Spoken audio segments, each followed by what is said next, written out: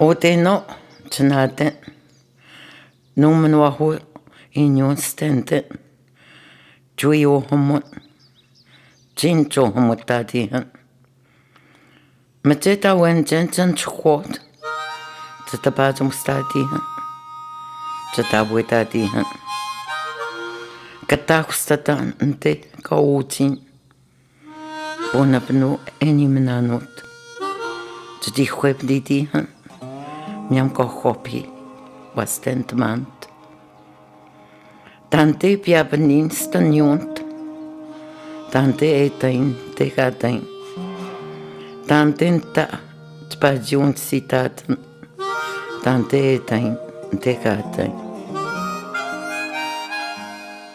mokwastopi ham tewa hamaguin aitstata ait tahechan miami huesis apoimat tataimunu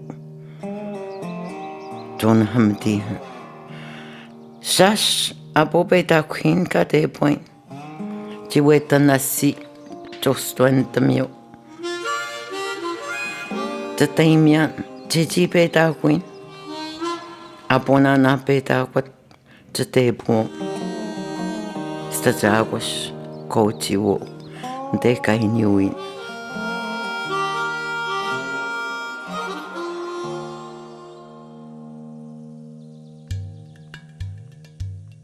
Tu vas à la ville, aspirant à une vie meilleure. Dans ta fuite, tu te fouilles. Tu vas de rencontre en rencontre. Tu t'inventes un récit qui te ressemble. Tu t'en vas si loin de ta naissance. Ton évasion ne danse plus. Tes musiques ont perdu leur rythme. Tu vacilles vers des lumières, tel un papillon qui brûle ses ailes. Où es-tu dans ta vie inachevée? Où es-tu que je ne te trouve pas? Où es-tu que je n'oublie pas? Où es-tu dans ton où es-tu? Un soleil rouge t'accueille, tu es ailleurs. Tu es une fillette effrayée, il ne parle pas ta langue. Tu es là où tu te perds. Tes hauts secours s'enfuient vers le vent du nord inquiet.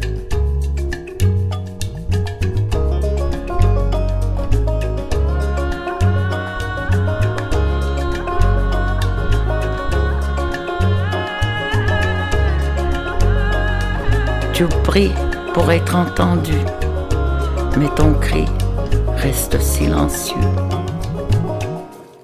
Ton âme retourne vers les tiens.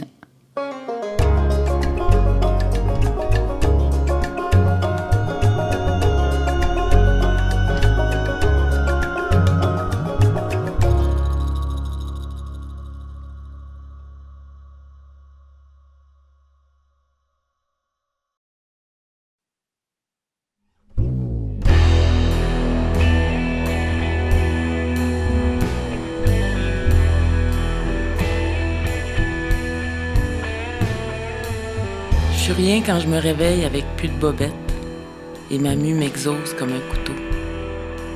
La veille m'échappe, c'est la photo de classe aujourd'hui.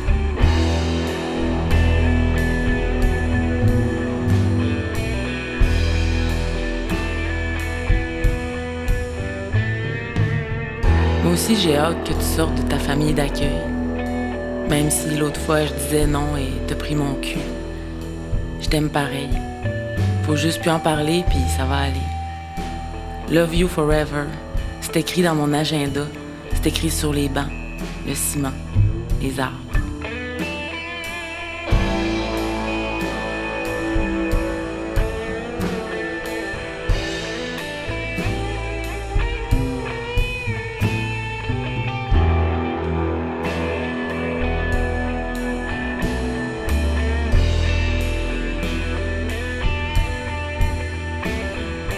Le petit cœur se referme comme un pissenlit à la noirceur. Les mouettes font du surplace dans le vent. du mauvais bord de tes feux de forêt des mains sur mon cou.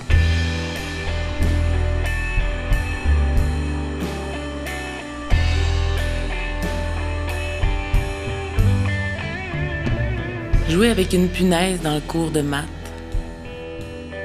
Têter le sang du prénom écrit sur mon bras.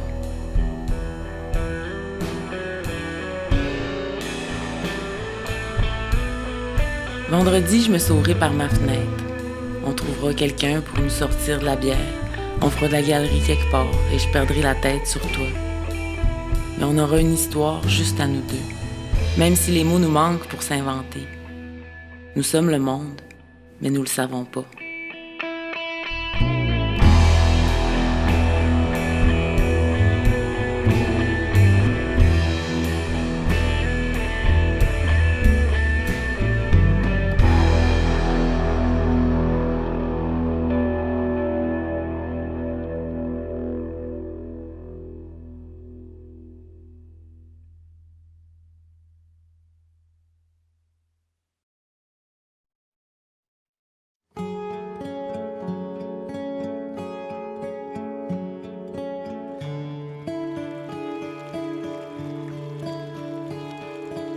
Ayant décidé de descendre à la mer, le vieil homme répara son canot d'écorce. C'est ainsi qu'il voyageait jusqu'à la côte. Une fois le canot réparé, il choisit une grande rivière et dit à son petit-fils « C'est cette rivière que nous suivrons. Elle s'appelle Mshtehibou. Près de la côte, il y a une sorte de poisson, un gros poisson qu'on appelle Ujahmek. Il est vraiment beau, il est gras et très bon à manger. »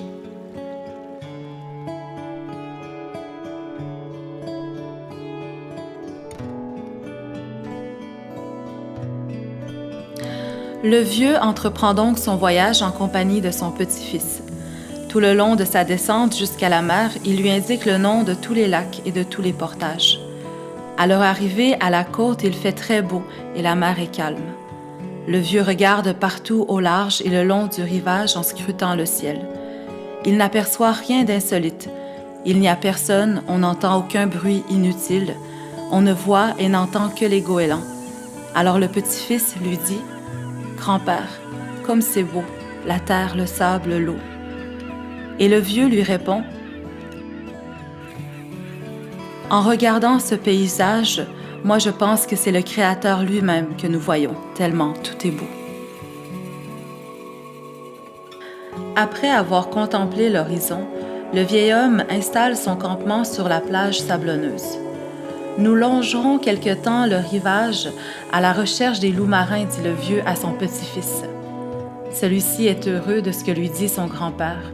Il aime admirer la beauté du rivage.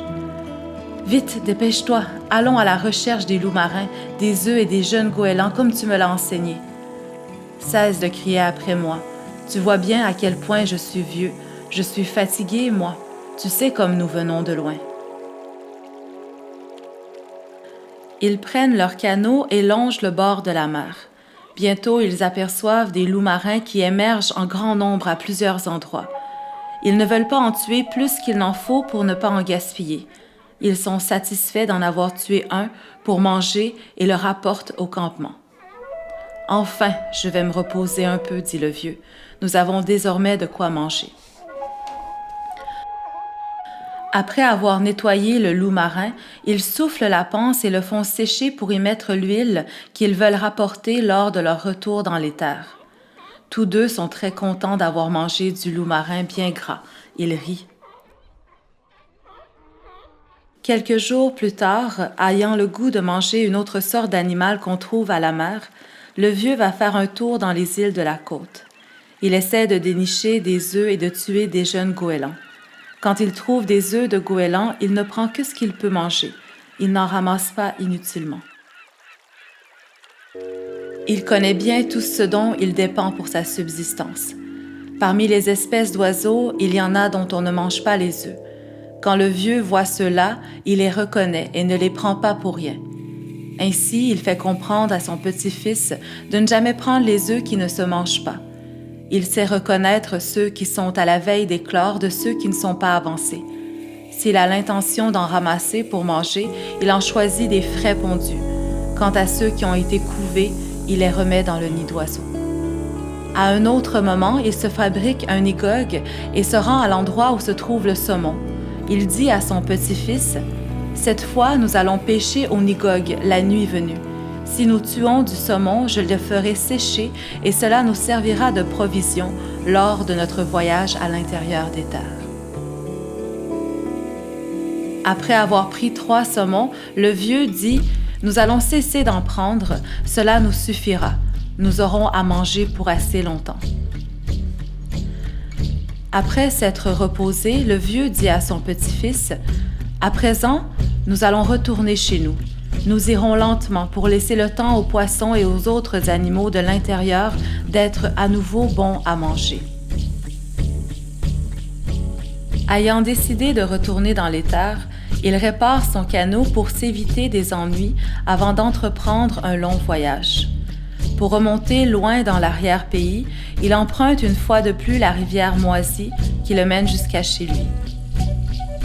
Au retour, il voyage sans se presser, car il doit chaque jour chasser un animal ou un autre pour se nourrir. Son petit-fils est maintenant capable de chasser seul.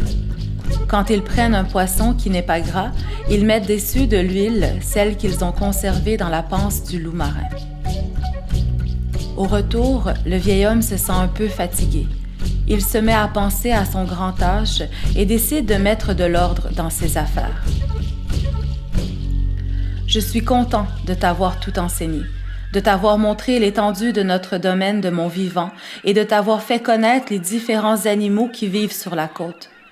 Plus tard, quand tu iras seul, tu n'auras pas de difficultés. Tu sais que tu vas bientôt te retrouver seul car je vais te quitter. Je dois mourir. Tu vois bien que je suis vieux. Je sais que tu es sensé. Si tu fais tout comme je te l'ai enseigné, si tu travailles pour toi-même avec autant d'amour du travail que tu as vu chez moi, jamais de toute ta vie tu n'auras de misère. Puisque c'est ici que nous avons vécu, toi et moi, c'est à toi que je laisserai tout mon avoir. » L'enfant regarde son grand-père étonné. Il ne possède rien, pense-t-il. « Qu'est-ce que tu vas me laisser, grand-père? » Et le vieux lui répond, « L'ensemble de mon territoire, avec tout ce qui s'y trouve, toutes les sortes d'animaux, toutes les sortes de poissons, les arbres, toutes les rivières, voilà ce que je te laisserai en héritage. De génération en génération, c'est de cela dont tu dépendras toujours pour vivre. Tu tueras tant que cela te sera nécessaire toutes les espèces d'animaux dont nous avons vécu, toi et moi. Ne les ménage pas si c'est pour ton usage raisonnable, car tu sais que c'est là notre moyen d'existence. N'oublie jamais ce que je vais te dire. Durant toute ta vie, tu feras comme moi. Tu respecteras toutes les espèces d'animaux. Ne les fais jamais souffrir avant de les tuer et ne va jamais jusqu'à les gaspiller en les tuant sans raison, car toi aussi, pour des générations à venir, c'est d'eux que tu dépendras pour vivre.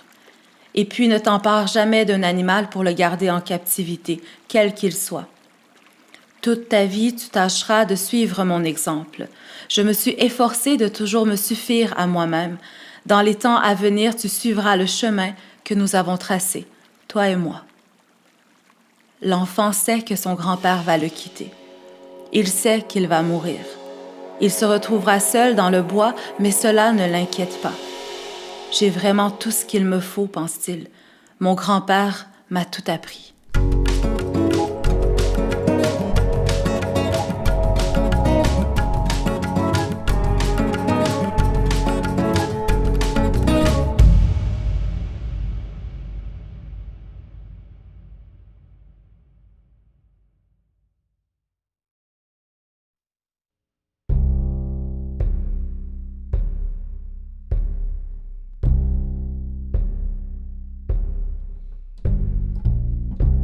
Il y avait de la folie dans ta famille, mon père. Tu craignais que tes enfants en soient atteints. Le trouble bipolaire semble se transmettre d'une génération à l'autre, surtout aux garçons. Mon fils était souvent dans les pics élevés de la maladie, dans ces sphères où tout lui semblait réalisable. Son cas était moins pire que d'autres. Cela ne l'empêcha pas de se croire invincible.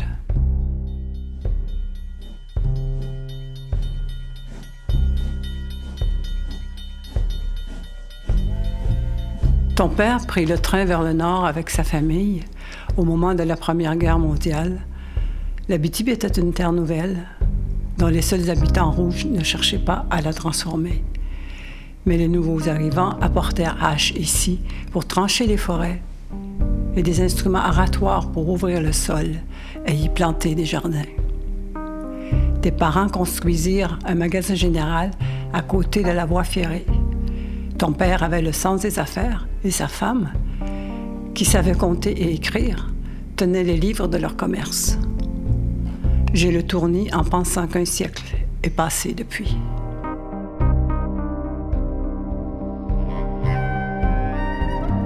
Et puis la mort les renversa, eux aussi.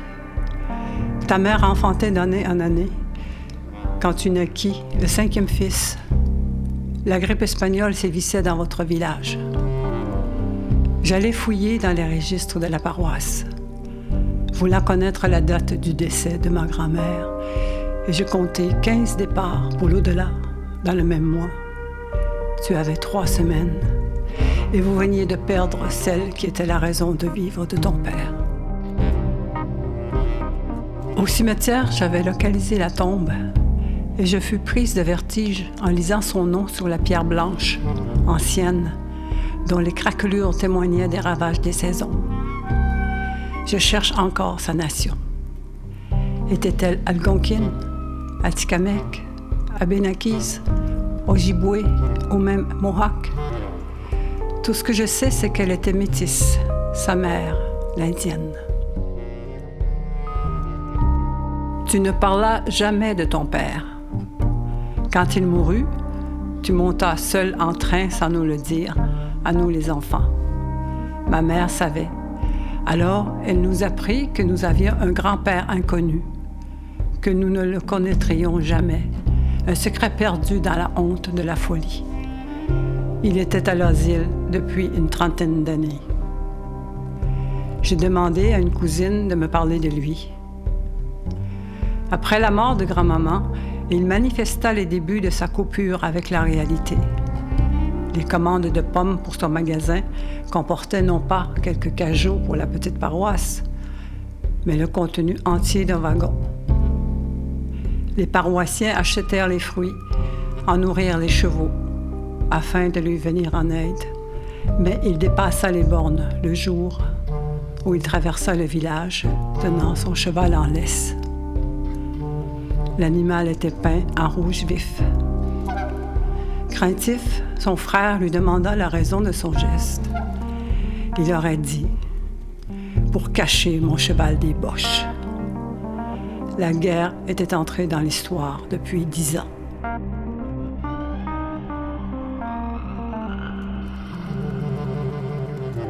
Vois-tu, ce geste de mon grand-père me plaît. Un geste d'art avant l'avènement du contemporain. Ce rouge nous annonçait ma mère, la crie, annonçait les artistes de la famille, les couleurs, les lignes, l'art vivant, l'art qui marche hors des sentiers de nos tripes, exaspérées par les souffrances, les dérives humaines, les abus d'alcool, de sexe, de froid. L'art qui sauve de la déchéance, de la noirceur, largement ouverte sur la mort. Comme l'écriture, car j'écris, papa. Tout ce qui tremble en moi de colère, d'impuissance, de démesure. J'écris pour ne pas te haïr.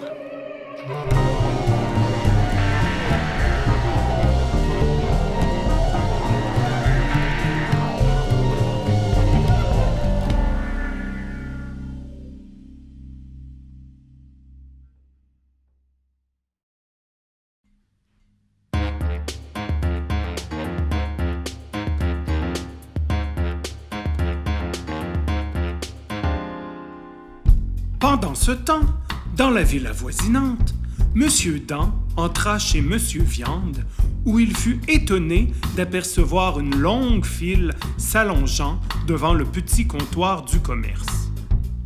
Il remarqua le teint généralement basané de la foule, en déduit qu'il s'agissait d'Indiens de la réserve, puis crut reconnaître plusieurs de ses clients sans pouvoir les identifier par leur nom. Personne n'arrivait vraiment à distinguer les Indiens entre eux. Malgré la variété appréciable de leur teinte de peau et de leur coloration capillaire, ils étaient plus ou moins tous du même acabit, à l'exception de quelques squaws qui se démarquaient du lot par leur gracilité et la finesse de leurs traits. Ces quelques perles, dont la beauté se mesurait presque à celle des Canadiennes, étaient rarissimes. Après vérification, M. Dent conclut qu'il n'y en avait pas parmi la faune qui avait envahi la boucherie ce matin. Heureusement, M. Dent n'était pas le seul blanc dans la place. « Les affaires vont bien », confia-t-il à M. Zieux, qui patientait devant lui. « Cohue inhabituel pour un mercredi matin. » « Une fête sur la réserve. Les préparatifs sont en cours, » répondit Monsieur de la classe, qui se tenait devant Monsieur Zieux. « Monsieur de la classe, vous avez pris congé de l'enseignement privé, paraît-il. La retraite vous sied bien. » « Trop aimable, Monsieur Dent. Mais je préférerais éviter de fréquenter certains de mes anciens élèves, si vous voyez ce que je veux dire. J'eusse espéré que le mercredi matin eût été un moment plus civilisé pour faire mes emplettes. « Oh, vous connaissez ces gens aussi bien que moi, » rétorqua M. Zieux. « Ils font leurs emplettes en tout temps. Ce sont des gens de peu d'occupation. Sinon, la levée du coude, » dit-il en simulant de boire un petit coup. Monsieur de la classe et Monsieur Dent s'esclaffèrent gaiement à la suite du geste de Monsieur Zieux, si bien qu'une partie de la foule basanée tourna son attention sur eux. « Chut !» fit Monsieur Médoc, qui venait tout juste d'arriver derrière Monsieur Dent.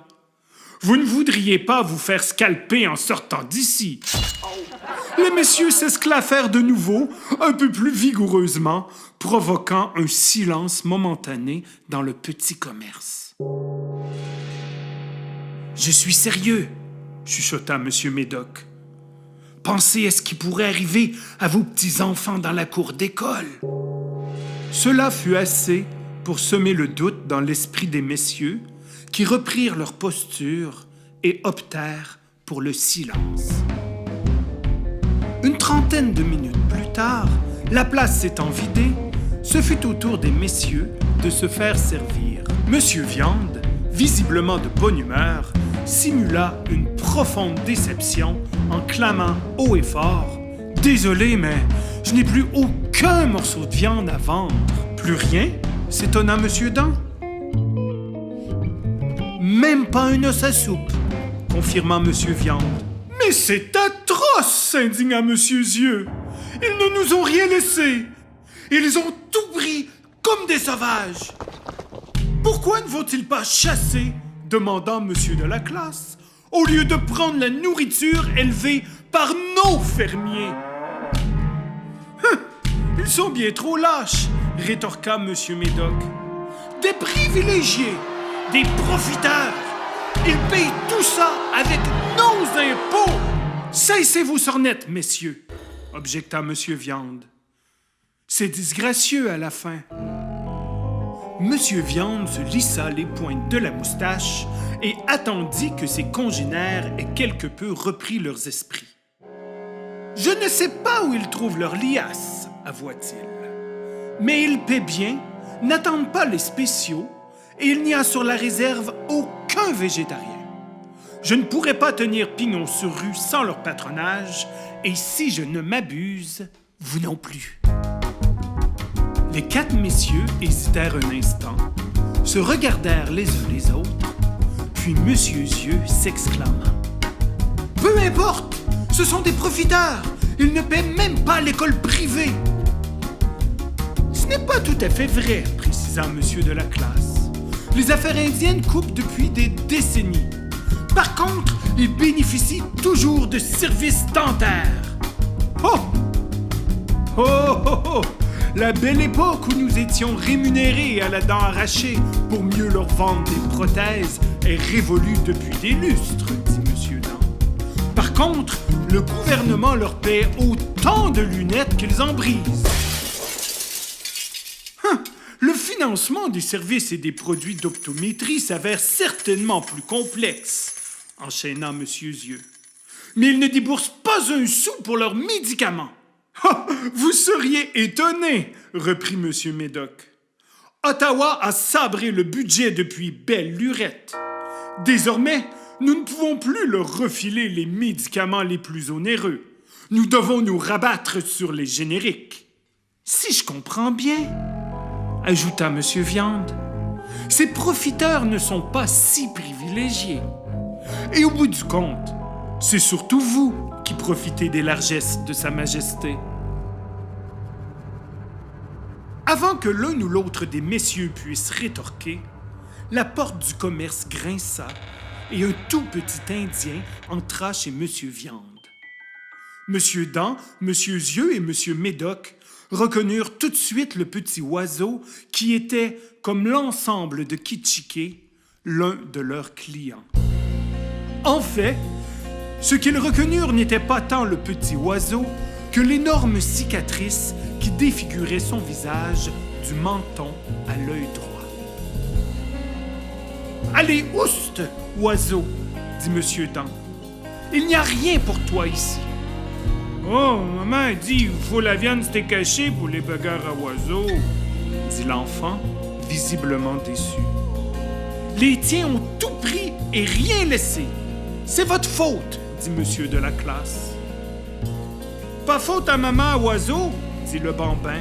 « Elle n'est pas venue chez Monsieur Viande. »« C'est vrai, ça. Pourquoi ta mère n'est-elle pas venue faire ses emplettes elle-même au lieu de boire? » questionna Monsieur Zieux en levant le coude. « Maman boit pas, travaille fort au gaz-bar, » répondit Oiseau, fâché. « Alors Oiseau devra aller chasser lui-même sa viande hachée, » dit Monsieur Médoc. « En tant que petit guerrier, tu devrais savoir manier un arc et une flèche. » Les yeux du petit Oiseau rougirent et se gonflèrent de larmes. Il se retourna et avant de franchir la porte, lâcha tristement. « Maman dit plus rien à chasser à Kitchiké. Blanc tout rasé forêt pour élever les bêtes steak hachées. »